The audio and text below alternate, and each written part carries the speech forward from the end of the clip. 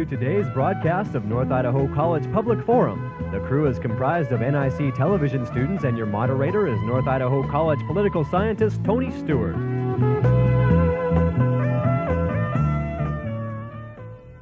I am most pleased to welcome you to a two-part series on the subject of art. We're very fortunate to have in our studio today and again with us next week 3 artists from Spokane, Washington, and I would like to testify to the beauty of their work that you'll see later in this program and next week. They're also prominent in their field. They have done many shows, and 2 of our guests in particular have exhibited their work at the Western Art Show and our other guest at the Indian Market Show in Colorado. I would like to welcome to the program, first of all, Mickey MANK, and next to her is Kathy Hudson, and next to her is Nancy White. I have known Nancy for many years and am a very close friend, and I'm so happy to have all of them, and particularly my friend who put this show together, and I want to thank Nancy for getting our other guests to be with us. Some of the work that we're going to look at today involves bronze, and some involves paintings and basket making and beadwork. We also have just many series of things that are going to be involved in the program. Welcome to all of you. And as always, I'm happy to have 2 members of the panel. First of all is JANELL BURKE, who is an attorney in Idaho, and next to her is Steve Schenck, who is Dean of College Relations and Development at North Idaho College. And as always, I'm pleased to have them as our panel.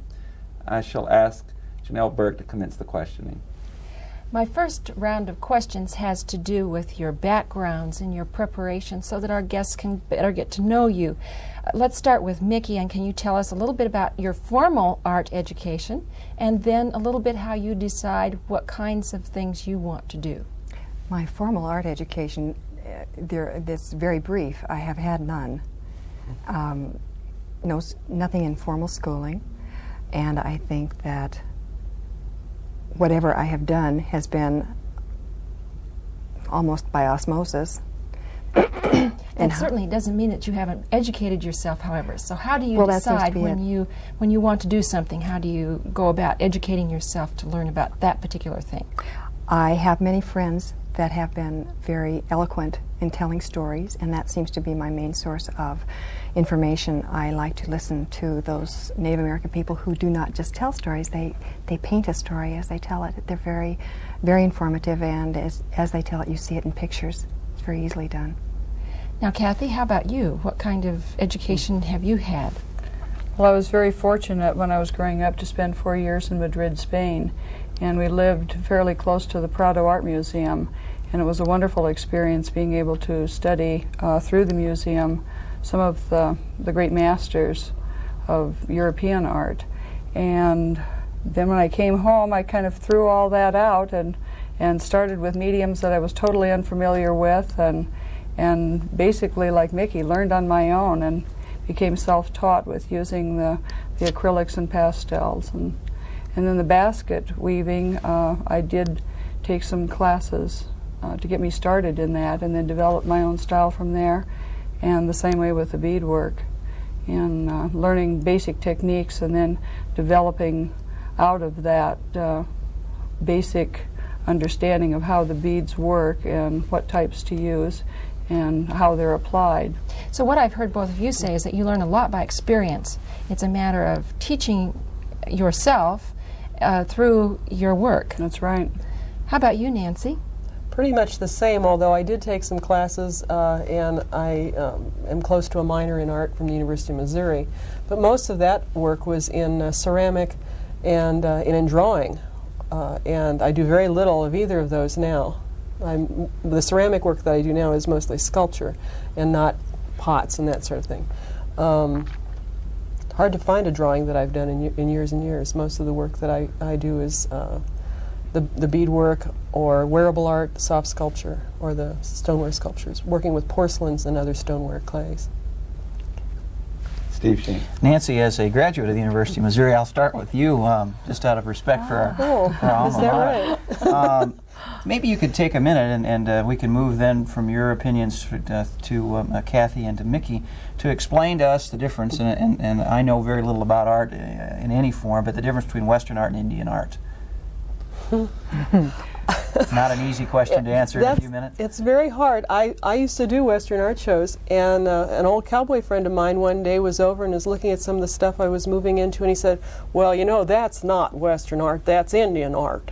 And, and I had to step back a minute and look at it and say, well, maybe that's true. I think, in all honesty, and I don't mean this critically, but I think that Indian art tends to have more message and symbolism attached to it than a lot of Western art. A lot of the Western art is what you see is what you get. And I think if you're a good storyteller, then you're getting a higher level of art, whether it's Western or Indian. And I think Mickey and Kathy are really fine storytellers with their art. I think they're unique in the Western art field because, I mean, how many bronze elks can you see and not begin to gloss over? I think it's the symbolism and the content apart from the medium. Kathy, let me change the question slightly and direct it to you. The three of you have obviously in different media have adopted Indian art as the theme of your work. What direct contact did you have with that culture or with that art? What sparked your interest in this form? Well, I believe that Native American people are tied to the earth more so than the people that came over here, the white people. And I think a lot of that was lost, and I think we need to re-evaluate some of those things that have been lost and see if maybe they can be found again. And that's why I have such a reverence for the animals and the myths that have perpetuated about the animals. The special spiritual connections with different aspects and different beings upon this earth that live in harmony with us, or disharmony. Mickey, again, a slightly different question, but a variation on the same theme. Are there any Native American artists or other artists who share this theme that you particularly admire and who you've used as either as a model or as a learning experience for your work? I think one of the finest learning experiences is to watch George Carlson's work, and here you have not native but an Idahoan, not very far away in Harrison, Idaho. He's a wonderful artist. He's done a series on the Tarahumara Indians down in Mexico. He's a wonderful, expressive person, and all of his work contains so much spirit it moves you immediately.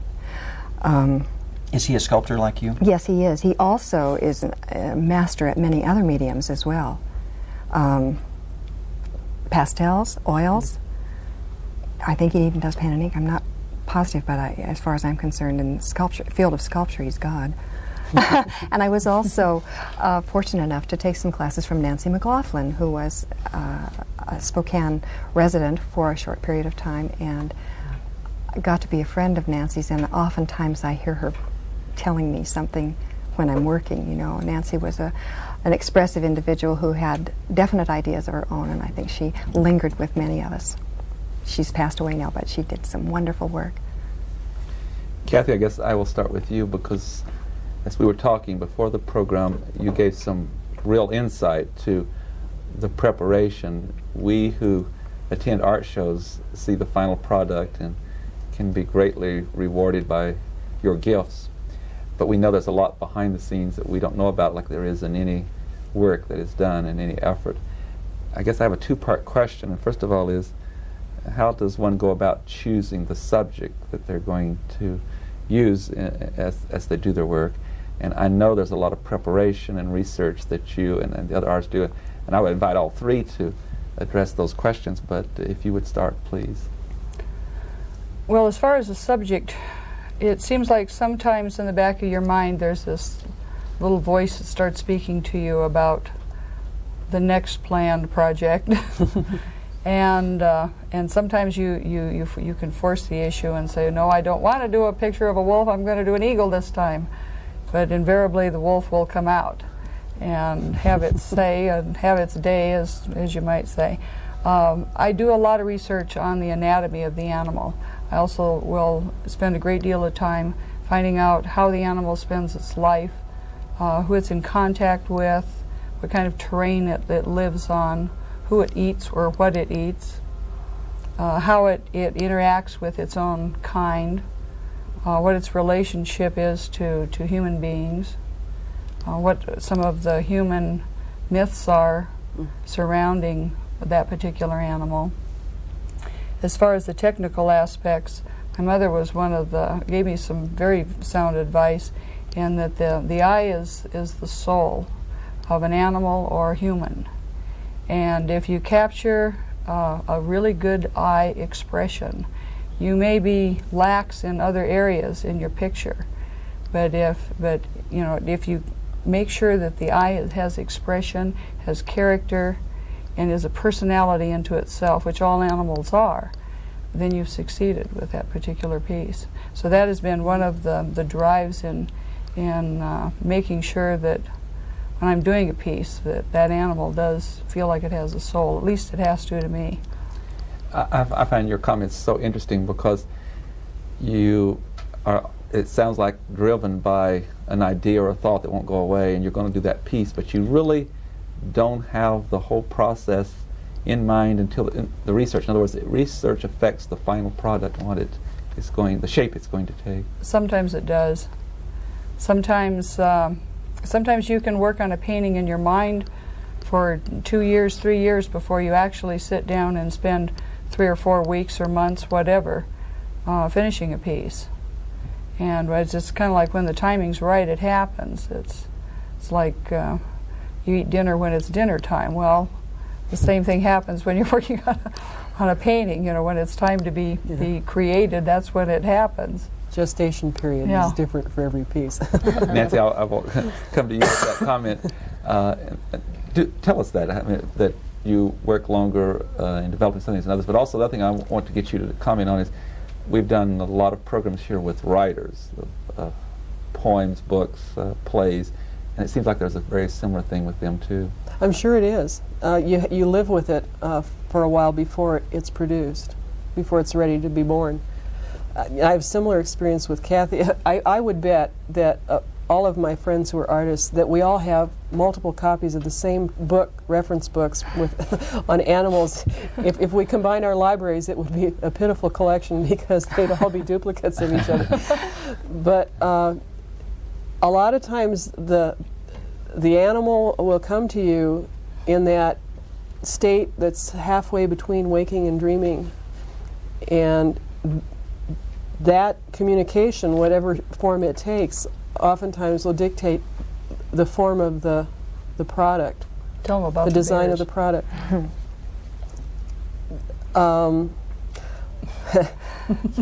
About the bears? About the bears. Was it about 3 years ago? 3 winters ago. 3 winters ago. Several of us, we hibernate ourselves in the winter and hole up, and that's nights and weekends we're down in our basements doing our work. We're independently working, and when spring came and we got together, we discovered we had all been producing bear pieces. And I had been down at Yakima to the Speleomai show that year, and we were talking with some of the people down there and discovered that in fact we all had learned that the bears had been very active that winter, and it's our belief that that's when the bears are hibernating, that's a time when the bears are doing some of their best teaching, that we're receiving those lessons from the bears during their winter sleep. And the Yakima people did say yes, that the bears were very active that winter, and in fact for some time, I would say a couple of 3 years, the bear was very prominent in a lot of Native American art. And in the last couple of years, the animal that has been most obvious to all of us has been the wolf. Mm-hmm. And we sit around at the shows in Colorado and say, gee, I wonder who's going to come on next. You know, it's like we're building a pantheon, but we don't know how it's going to end up. I want to give Mickey an opportunity too to address that same question. I can't comment on bears. I don't do very much in the way of wildlife, but I have to intersperse that. Shirley Botham is a sculptor also down in Idaho, and he has decided to form a group of people who have never done eagles. Eagles are really prominent, and there are hundreds of eagles at every show, and as a matter of fact, they're a very profitable arrangement at the moment for many people. I don't do animals in that respect because there are so many wonderful wildlife artists, and I feel more of a spiritual contact with the people, and I think the Native American people have been maximized at art shows. And the first time I ever went to one, all I saw were dead Indians on battlefields, riding horsebacks with spears, and it was also violent. And the Native American people that I knew were indeed not violent. They were very intelligent, very, very spiritual, very much one with, certainly more than most of the people that I'd ever been around before. They're more your relationship. You're more related to those kinds of people. And I find that when my pieces start to take form, they often, as soon as they begin to breathe, they have a persona of their own, and I no longer have control over them in more than minor matters.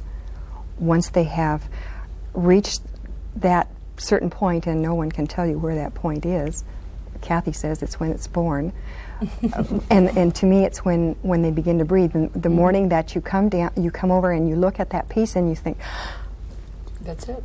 There it is, you know, and it almost says that to you. There it is. Debbie Copenhaver told me one time, she used to say, think that there was a little mouse in the cupboard, and when she went to bed at night, the mouse came out to play and look at the things and figure out if they were really ready. And when she got up in the morning, she would look at them, and they were.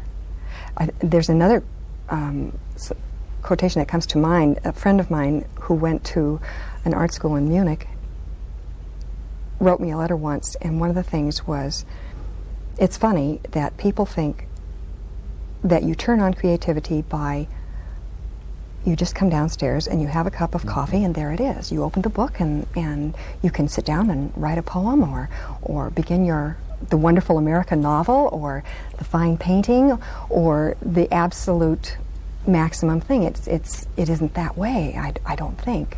Someone that I know, Lorenzo Gigliari, who's probably one of the most talented people in the world, but off the wall type person, actually told me once that genius was the ability to center all of your energies in one spot, and not very many of us can do that. So often it's so fragmented. Thank you. JANELL BURKE. Each one of you have an area that you work in, some kind of medium, and I would like you to have an opportunity to share with our viewing audience what that medium is. Let's start with Nancy, but before I do that, I want to say to our viewing audience that our guests are wearing absolutely beautiful jewelry and lovely pieces, and even some moccasins that are beaded moccasins created. And so I'd like to maybe start with Nancy and have her show us a couple of things that are your mediums and tell us a little bit about them, and then we'll go on to each one. It's hard to pin it down. I started years ago with the ceramic sculpture primarily, and most of my pieces focus around animals and women. Mm-hmm. That seems to be what comes out most. I continue to have demand for those at the shows, so I have to put in some time producing the ceramic pieces. Recently, though, I have been getting more ribbons on the wearable art pieces. And this vest is an example, and I've brought some others as well. The wearable art, I think, allows the wearer to express a connection to a particular animal or whatever the theme of the piece is. So would you explain this one? I see a pine tree and wolves and a moon. That's right. It's the wolves. So and of course the wolves are prominent right now. They're out there getting our attention. And the piece, I made this piece this last winter, and expect to take it to the show in Colorado. The beading on these pieces, when you get to that part, it becomes later. The fun part is working with the color and the design. And you can see the pine comes over the shoulder. Both of the pieces that I've brought here today, this one and the piece that is over here with the bear, are decorated on both front and back. And do express a value of the animal, of its spirit, and a connection to it. And it's surprising how people do click onto that when it's available to them. The other things that I do are beadwork, and I've been doing little tiny pieces more for fun, the beaded crystals and that kind of thing, and earrings and jewelry. And just recently I started combining the sculpture with beadwork, and I have a couple of pieces of jewelry now that I've done a bear and a wolf. Seem to be stuck with those two favorites. And Kathy's telling me now that I need to tell you about the owl that's coming. Maybe that's, I don't know, maybe an owl is going to be one of the pantheon. I'm not sure. This is how I start with the pieces that go onto the vest, and this particular one will go across the back of the vest, right around the shoulder blade area. The beads on this are very small. And people are always asking me, how can you see those? Well, I am fortunately nearsighted, so I take off my contacts or my glasses, and then I can see them. But it's very, very time consuming. This is about 3 weeks worth of work. Okay. Can we go on? Mm-hmm. Can you tell us a little bit about some of your work, perhaps? Well, the type of work that I brought as far as the paintings go are a combination of acrylic and pastel. And one is a wet medium, one is a dry medium. Everybody says, well, how do you do that? But with the spray fixatives that are available for the pastels now, it can create a new ground in which to build a new layer of paint or pastel, whichever you want. And I've always admired and enjoyed working in both mediums. But there were certain aspects that I liked or preferred to each one. And I liked the sharp detail that I could get with the acrylics. And I like the soft quality that you could use with the pastels. And I thought, there's got to be a way to to work these two together. And I really feel that I've come on something that seems to work very well. Now, as far as the beading goes, that's something I've been doing for approximately 10 years. This is a little fan that I made. A friend of mine gave me the tail feathers. What kind of bird? This is a red-shafted flicker, which is a woodpecker type bird. And of course, this is what he looks like. And then on the back side, this is what he eats. Clever. He has to eat, so he has little gnats and dragonflies and butterflies. And then you also get to look at the beautiful orange feathers on the back side of the fan. And Mickey, how about you? What are some things that you have done? What mediums do you work in? I work in bronze, and when I start, I either work in clay or wax, and there are many different kinds of clays and many different kinds of waxes. Everyone has a different, something that feels good to you and works well for you is what you use. And being a bronze artist, you have to form a very close association with the foundry that does your work. They have to understand what the story is behind the piece, so that they can put the proper feeling into it. Plus the coloration is really important. The patinas are very, very important. They make or break a piece. You also have to be very well informed. You have to have a cabinet shop that will put together a base for you, unless you're multi-talented, as some people we know who do all of that. Unfortunately, one cannot be master of everything. But you have to be very you have to have a very good association with those people who touch your work. I mean, it's not only important in the manufacture and the ultimate piece, but it's important to your heart and your mind. I think this program has done such an excellent job because of you, of explaining all that goes into being an artist with the gifts that you have, not only in doing your research from this continual mental message that's coming to you what to do, but that your soul and your spirit is in the work, and then you show it as you've been indicating. And I hate to move away from that. That's what it's all about. But there is the monetary question, and I was very surprised to hear some of the comments that you made before the program about really how expensive, and that oftentimes when we're admiring a painting, and for those people who don't have lots of money would like it, they look at the price and think it's a significant price when it really isn't. would you mind taking a little time, and Nancy, I'll start with you this time, in talking about that really there isn't a lot of money in the work for the artist in most cases. Sometimes not even minimum wage. And I think, particularly when I look at things like beadwork, there's really no real understanding of how much time it takes to produce a piece. When we're talking weeks on something, and people are not willing to say, okay, 10 hours a day, 7 days a week for 5 weeks it took to do this, what's it worth? Well, it's probably worth lots more than minimum wage, but that's rarely what an artist will get. In fact, with the work that I do, and maybe because it is more Indian oriented, I don't sell up here in this area. I haven't. I go down to Colorado to that show, and I find in Colorado and then in the Southwest, there's an awareness of what they're seeing, both content and materials-wise, that isn't available up here to the artists up here. And so there really isn't the kind of market in this area for this kind of work that there is further south. I know, too, that Kathy, you had some comments, if you'd like to share those.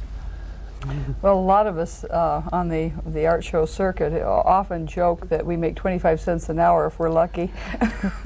Sometimes you feel like that. But people don't realize the cost of glass, the cost of framing, the cost of the paper that the piece is painted on, the paints themselves. Everything keeps escalating in price. And then if you're dealing with some very fine quality shows, very often they have very high prices to get into some of these. And then you have, if it's out of town, you also have the added expense of lodging and food and things like that. And if you're not following a show circuit, so to speak, then you're dealing with galleries. And it is a very common practice for the galleries to take 40% commission on a piece. So that all these things have to be factored in. And that isn't even go into the time and the hours that are spent creating or developing that piece. And I understand too that the commission is even more when it's a lower price. You were talking about if it's a $100,000 piece, that the commission might be 10%. That's at an auction. Very often, as the price is greater, the commission that is taken for the auction or for the show is less, and so that if you have a $200 painting that sells, you're apt to have to pay a 40% commission, where if it's $100,000 it would only be 10. I have to interrupt, but the good news for our viewers is that we'll be back next week, and at that time we will continue to discuss this. We're going to show a lot of your work, although some of it was shown as you were discussing the art today. And I'd like to invite our viewers to be with us again next week at the same time, and we'll have the same guest to continue looking at their wonderful work and the great gifts and talents that our guests have. Please be with us next week. Until then, have a good week. I am Tony Stewart.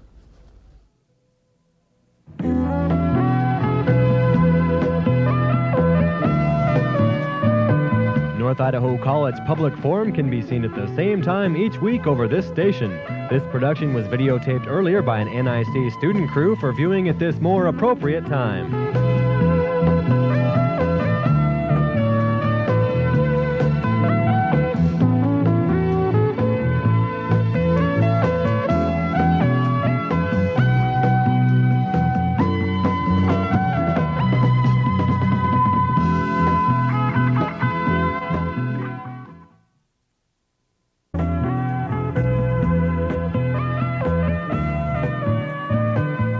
To today's broadcast of North Idaho College Public Forum. The crew is comprised of NIC television students, and your moderator is North Idaho College political scientist Tony Stewart.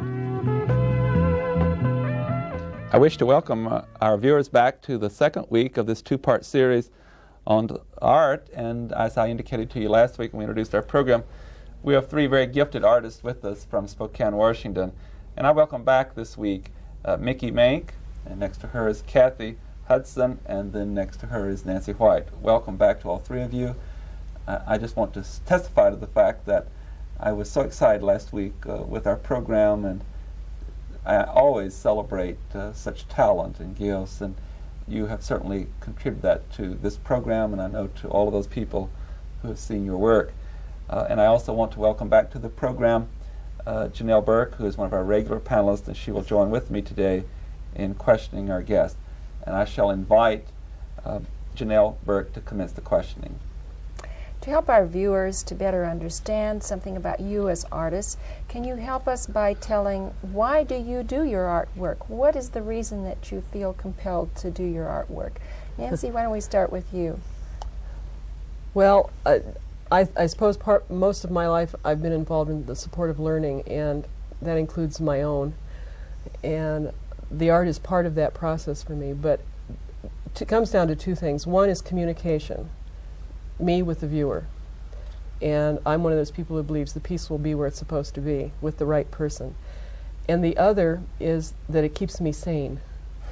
If I don't have enough time to work on the art, I get real out of balance and stressed out and irritable, and I start getting real annoyed with human beings. So what I hear you saying is it's an inner drive that leads you to do the art. Have to do it. How about you? Can you tell us a little bit about why you feel compelled to do your art? Pretty much the same thing she just said. My husband can attest to the fact that I get really grouchy when I haven't been doing something creative. But I like to shift. I like to, if I just did nothing but paintings, I think it wouldn't stay fresh for me. And so I like to shift gears and do a beaded piece or you know, some basket or something along that line. But I'm a firm believer that I think all people are talented and creative individuals. I think what has happened is our society does not address that need or that hemisphere of the brain, and therefore it atrophies by the time people even get into college. That's why, I mean, well, look what happened to Grandma Moses. She didn't even know that she could do anything until she was practically 1 foot in the grave. And this is sad. This is a sad commentary, because so many people could be very, very creative and enjoying it. Along that same line, why children in the first and second grades, the early primary grades, will create, and by the time they're older, they say, but I can't draw. That's right. Along that same line. Mickey, how about you? I think that's a form of logic. We all find out that there's something called logic, and because it doesn't follow that line, we can't do it. It's like seeing things as a child. They're so wonderful, and as you grow older, there's a totally different concept because someone has told you, well, logically, this is blah, blah, blah. I guess I agree with Nancy. She's always articulate. I feel, too, that it's something I have to do, and I can't really give an absolute reason, but I thought your comment on communication was very important. And I find when I go to art shows and I listen to people make comments, not only on my work, but on everyone else's as well, it's a window into their minds and their hearts as well. I want to, in a moment, when the camera gets in place, I would like to do some showing of your work. And we picked out some pieces that you have with you. You have so much beautiful work with you, there's no way we, in 30 minutes, can show it all, but we're going to look at several pieces. And as I pick those out, whoever has done that work, would you please like to describe it? I'm going to start over on the table where we have a display of work and ask you to talk about it. And I think, I don't know the name of all the pieces, and so you can assist me, but over on the table there is a piece, and I believe it's a baby being held. I believe it's the man and the baby, or? It's called spirit giving, and it's from an old Indian ceremony. It doesn't come from any particular tribe. It's simply an old thing. A friend of mine is Sioux. He told me about this. His son teaches at the university at Lethbridge. He married a girl who was blood Indian. Their first baby was taken to Vancouver, where her parents were, and it was blessed in this manner. The people who have the child choose someone in the group of elders that they would wish this child to emulate, and that person blesses this baby by putting his hand, or his left hand, with which is closest to his heart, on the soft spot on the baby's head, thereby imparting some of his spirit. And I do have a little bit of a verse on that if you'd like to hear it. I'd appreciate that very much. See if we can find it. And while you're doing that, I just think that I would like to make an editorial comment that our society, as we know it today, in the general sense, has really failed to emphasize the wisdom of the elderly. In some societies, that's very much done. And so I think that in your artwork, you're bringing this out. I might also mention that, who's the man that does Candid Camera? Alan Funt purchased this piece. It's called Spirit Giving. And I am humbled for this honor. May I be worthy in giving spirit to this child, that he will follow the ways of virtue, the wisdom of the grandfathers, have compassion and strength. Let the old ones sing of his honor in this circle. He will be grateful returning to his Mother Earth as he takes, respectful of his father as he is of himself. I ask that he walk the path of your counsel, Creator. Thank you very much. We're going to move on to another piece we have, and I'm going to do the centerpiece that you have there called The Woman. That's also mine. Yeah. This piece came into being. I would like to thank Betty and Ian Ledlin, who allowed me to use this piece because it belongs to them. The second copy of this piece is on its way to Great Falls as we speak, to a large Charlie Russell art show there. And this piece came into being because I asked my friend, who is Flathead, how did she remember her grandmother? She said, I remember her very well. She was Indian, she was French, she was Irish, she had all kinds of heritage, and she had a very dear friend who was one was maternal grandmother, the other one was a fraternal grandmother.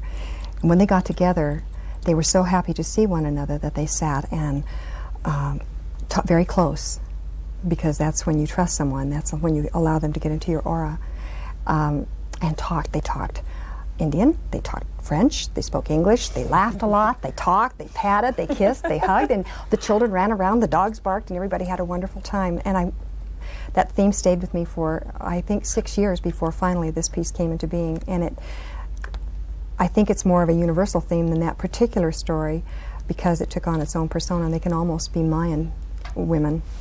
It's called Woman, and it's sharing with words soaring, hands flowing in rhythm with the universe, intent on one another, knowing the power of inner light issuing from the spirit of woman. Thank you. That is you did such a beautiful job giving the message of your work and why you did it. I think that oftentimes it's difficult for people to know what is behind that piece of art that they're looking at. Sometimes it's more helpful, since I don't do things that are very, very obvious. Sometimes it's helpful to show what was going on in my mind at the time. Well, you certainly did succeed in that with us today. Thank you. I'm going to ask Nancy White, I believe, to do the next one. I think that's her piece. It's also in the center, that's mounted with the bear shield. The bear shield, yes. The title of that piece is Ask and Ye Shall Receive. And in some ways it's like a mandala, and a lot of the shields that I do are like mandalas. The asking comes from the bottom and goes to the fetish bear and moves into the real bear and the spirit of the bear and comes back down. The bear's blessing and energy comes back down to the asker. The mirrors in the center are a reminder of your own connection to your own power and energy and to the bears, so that it's not separate from you. And I use mirrors that way quite a bit. I think it's a wonderful what Mickey's done with the poems, because when I'm at a show, people will come and say, tell me what this is about, what's going on here. And I've been asked, you need to write this down so many times, and I have yet to do that, but maybe I'll get spurred on. It's really interesting sometimes too if you turn the question around and say, what do you think it's it's about? about? What do you see? And a lot of times it's they're surprised. A lot of times they are close and on track. When Betty Ledlin bought this piece, I said, what are they saying to each other? She said, it's magic. It's wonderful. Yeah. That's what she saw. It was a wonderful and it's feeling. The person who is going to own the artwork and enjoy it needs to have some kind of appreciation too, that way. And it's like giving your children away. Yeah. I mean, you're getting money for it, but to have it go to some place where somebody's going to love it, stroke it, that's true. feed it. And it's part of them too. Yeah. Because, it's a direct link us to the art, them to the art. And I had that experience at Boulder last summer. A young woman and her husband came by, and one of the masks that I had was an otter mask, a porcelain mask. And she stopped and said, "We've just bought a new house and I need something special, you know, for the house." And she told me about a kayaking trip that she'd been on in a river down in the southwestern part of the state, and how magic it was, truly, to be accompanied by an otter for miles down this river. This otter stayed with her, and she knew instantly that was not just a fluke, and that she needed to have otter presence in her house. And so I couldn't have asked for anything greater to happen, and I don't think you could have either with that piece. It was perfect for that person. Yes. You feel like sometimes that's why you've created the pieces, is to, for a certain person that has yet not made connections with that particular piece, and somehow they always do. Thank you so much. That's so beautiful. We have 2 or 3 other more pieces, and then we'll go back to Janelle. But we also have the polar bear on the end. If you would. That's about being a mother. It's a tired mother, and they've all been out doing God knows whatever polar bears want to do, chasing and running and eating, and they're just tired. They're all taking a nap. That piece essentially is a what you see is what you get. It's real clear what's going on. There's no hidden message or anything. It's not as complicated as the shield. Mm-hmm. And Kathy, I think we have the next things we're going to show are your works that are on the floor, the paintings. And if we'd start with the center, and you describe it for us. The one of the buffalo wolf. Yes. And the buffalo wolf is an extremely rare endangered species of wolf that was very plentiful during the time when the buffalo were also plentiful. Wolves of this nature, as well as other breeds, are very family-oriented, very caring, loving parents. This particular type of wolf also hunted the buffalo. And wolf populations are in direct ratio to the amount of food that's available. So when the buffalo was hunted to extinction, there was a lot of carcasses that were left on the prairie that the wolf population excelled at that point too, because there was a lot of flesh to eat. But the next year, there was nothing to eat and the wolves starved to death. So that's basically, it's almost like a ghost image of a species and a time that may never come again. Mm-hmm. Very, very powerful message from that. And then the final one is your other painting that you have. That is a shapeshifter. Throughout, in early history, throughout the world, there has been incidences and myths and legends of people that had the ability to shift molecularly into an animal form. Sometimes it was psychological. This particular individual is using a rattle that happens to be an owl rattle, and he is in the transition stage of becoming one with the owl and becoming an owl. His hair, the strands of hair you can see are just gradually and subtly becoming feathers. And this turmoil of air and the shifting of these currents and levels is bringing forth these other powerful owl entities to meet with him. Thank you very much. I will return to Janelle Burke. I want to give each one of you a chance to explain something that you brought with you today that maybe we haven't asked about yet at this point. But first I want to talk with Kathy a little bit about framing of some of your artworks. Do you do your own framing, and do you feel that it should be done? I notice with the wolf picture that there is also the paw at the side. Was this something that you did?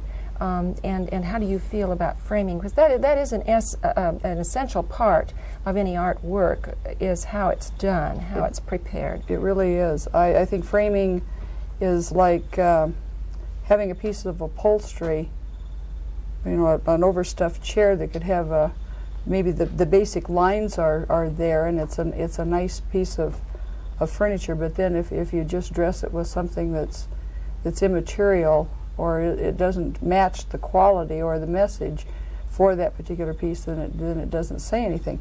I do my own matting and some of my frames are ready-made frames, some of them are not. But one of the things, I did invest in a very expensive mat cutter, and it has been a very worthwhile investment because it allows me the freedom to shift from the conventional sizes of 8 by 10, 11 by 14, and so on in sizes down to matting so that it creates maybe a square format in a rectangular frame, and adds something that's a little bit different in a piece. Okay, let's start again with Mickey, if we could, and you can tell us about one of the things that you brought with us today that you'd just like to tell us about. I would like to tell you something when we were talking about going to art shows, and I was going to share with you on the way up here. But yesterday I went to a gallery to take some pieces down that are going to the show, as I said. And as these pieces were sitting in the hallway on some crates and certainly not well displayed, a gentleman came along. I guess this is what I'm trying to say is why we do these things. He came along and looked and walked in and asked a little bit about the piece and came back outside, and I chatted with him for a little while, and he was a distinguished looking man in a suit and tie, and he said, it's 3 women going berry picking, and it's a large piece, and he said, does this depict a scene from Clan of the Cave Bear? And my wife is very, very into that piece, you know. She really loves the book, and is this the characters? And he named the characters, obviously knowing them very well. And I said, no, actually, and told him the story. But I said, you know, this can be whatever you want it to be. It doesn't, you know, it's whatever you see in the piece that's important. And this man, whom I have never met before, and I have spent so many times trying to explain to people what really is coming, and you give up, you know, he said, oh, it's like a timeless sisterhood. You know, I just went, my gosh, somebody really understood and saw it without, it wasn't written in stone, okay, and he really saw the actual meaning of it. It was such a thrill. I tell you, I was higher than a kite for about a half an hour going, oh, it was wonderful. And that's the feeling and that's the feedback that you get, and when it's that positive and somebody really truly sees what you're trying to say and cuts through all the junk. It's wonderful. Kathy, what about you? Have you brought something with you today that you'd like to share with us that maybe we haven't seen yet? Well, one of the things would be possibly this rattle. It is done with a peyote stitch design, and a lot of the beads in here are 80 to 100 years old.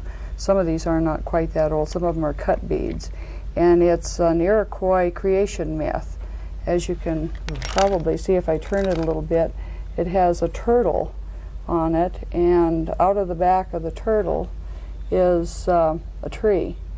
And it is one of the Indian legends of the earth was covered with water, and there was various animals that were sent down to bring up some mud, and none of them failed until the turtle came up with this little pile of dirt on his back, and out of that a tree grew, and the earth, the earth part of the earth was formed. And would you rattle that for us just a little bit?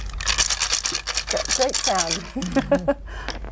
Okay. Nancy, how about you? Is there something that you would like to share with us? Well, why don't we talk about this shield, since it's within reach? Well, we do connect to a lot of traditional things. My work is not traditional. I use the traditional colors for the 4 directions of one of the tribes. They vary from tribe to tribe, and there's no standard for the continent. But there are elements that I draw in on. There's a myth, a tradition in the Pawnee tradition that tells us that the wolves are our spirit guides from this life to the next. And the Milky Way is the wolf trail or the wolf road. And so in this mandala, the wolves are our companions as we move from one part of our life to the next, growing wiser, hopefully. And the white, I've got it up, here we go. White is north. Okay. Yellow east, red south. You come in and go to the south, and that is the place of growth. In the west, you face your own life all of your past lives, everything you've been and done, good and bad, and you find out who you are. And in the north, you find wisdom, and then back to the east for enlightenment. And it's the mirrors, again, are to remind you that it's within you. The snake is a reminder of the transformation. The snake can shed its skin and goes through that kind of growth, and so can we.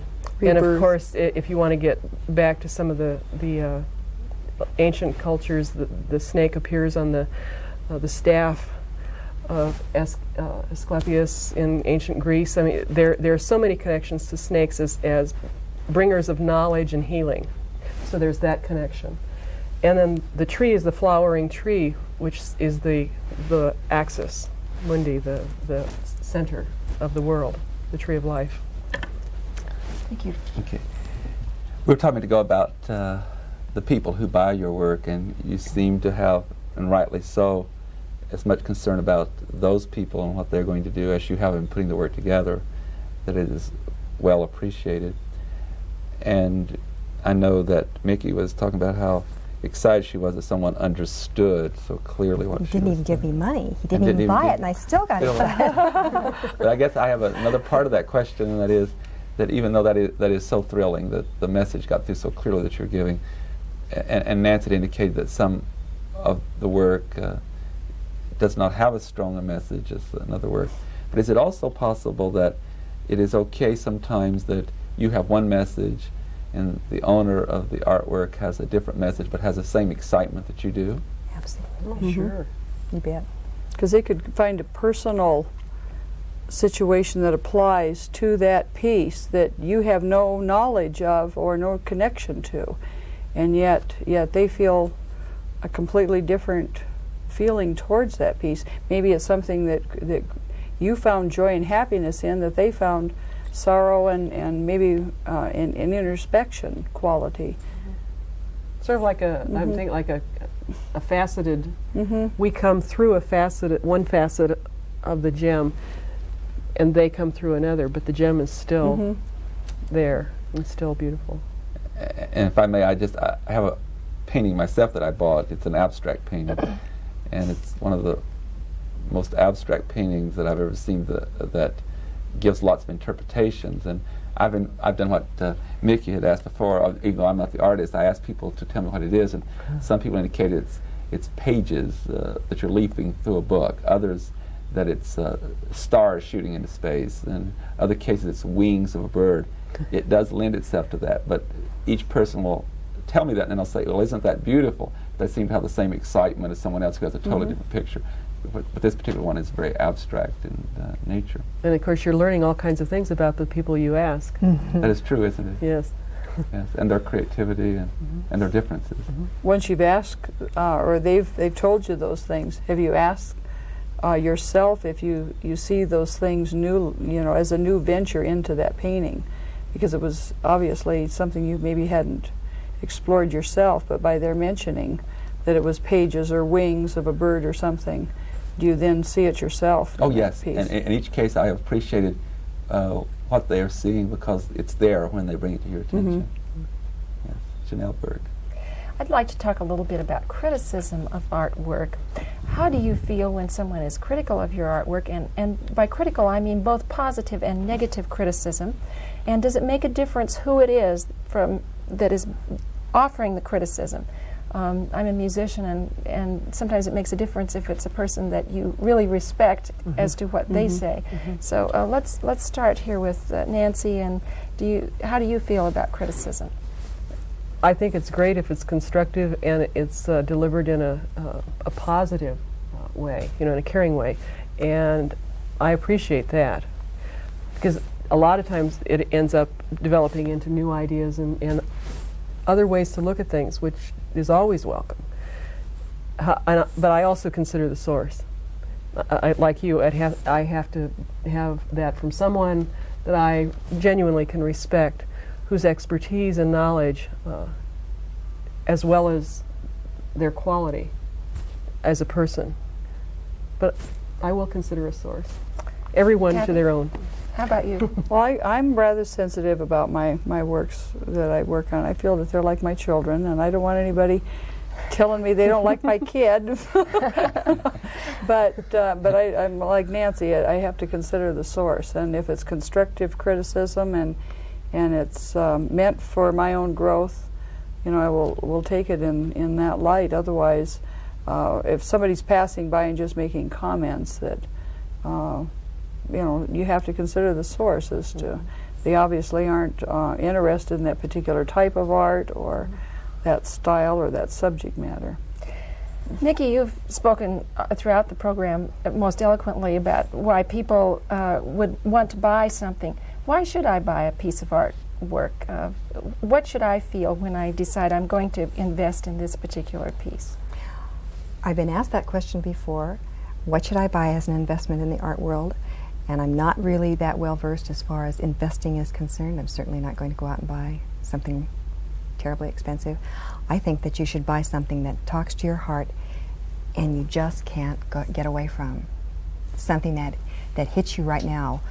That you like, and you shouldn't Yes. try to figure out, is this perfect technically or anything like that? You must love it. Don't pick it apart. If it hits you and you love it and you say, I've got to have that, then that's the thing to buy. I don't think that that will give you more pleasure than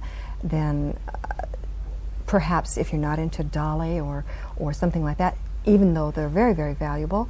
Perhaps that isn't your type of thing, but it's an investment. If you enjoy it, it's terrific. But to buy something just for a collection for yourself, buy something you love.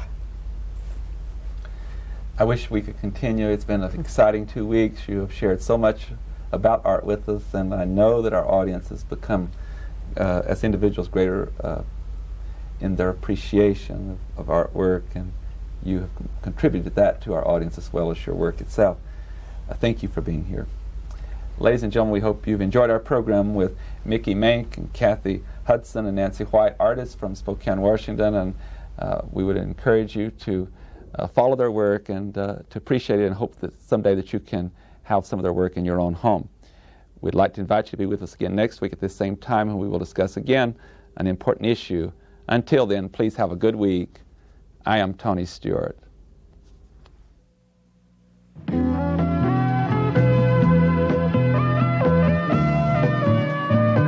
North Idaho College Public Forum can be seen at the same time each week over this station.